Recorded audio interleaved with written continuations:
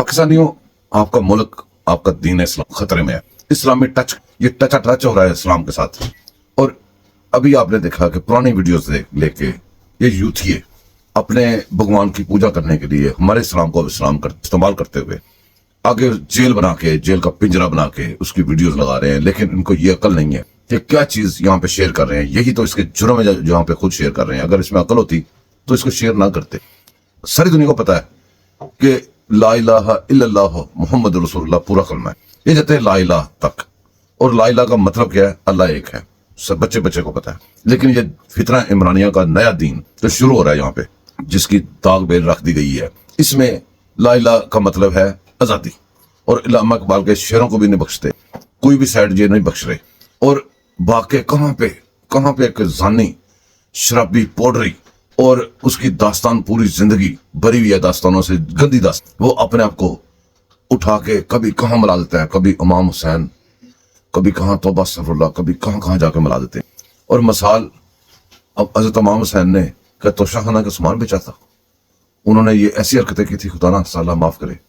ये कहाँ पे, किस बात को कहाँ पे ले जाते हैं, दिल डर जाता है समझना। तो इसका जरा एक क्लिप सुने जो इसके पुजारियों ने लगाया। तो तौबा अस्तगफिरुल्लाह करे मेरी तरह सुने। अपनी कौम से एक बात कहना चाहता हूँ।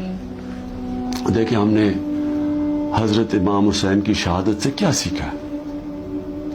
हमने सबसे पहले ये चीज सीखी कि जो ला इलाहा इल्लल्लाह, जिसका अल्लाह जिसको ईमान दे देता है, और जिसको इल्लामा इकबाल कहते हैं इश्क।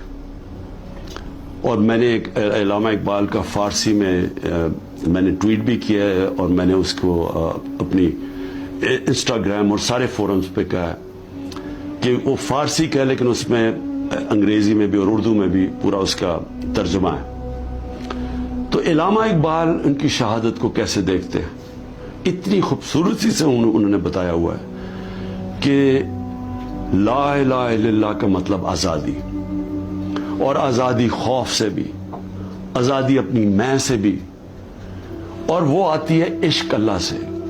दोस्तों, इन्होंने नहीं रुकना। इन्होंने अपने झूठे मजहब के लिए आपके सच्चे मजहब का सहारा लेना है और हमले करने हैं। अपने मजहब का प्रचार इन्होंने इस तरीके से करना है।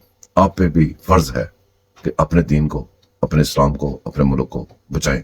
उसके लिए अगर आप नहीं खड़े होंगे तो कौन खड़ा होगा? सोचें, अपने गिरबान में मुंह डाल के सोचें कि ये हो क्या रहा है। ये लोग हमारे साथ कर कह रहे हैं, और हम इनके लिए कैसे बाइक पलाई खड़े हैं, हम कैसे भटक गए हैं इनकी मीडिया टूल्स के साथ।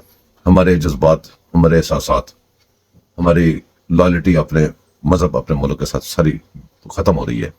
होश करें दोस्तों, होश करो। दुआ में याद रखिएगा। अल्लाह हाफिज।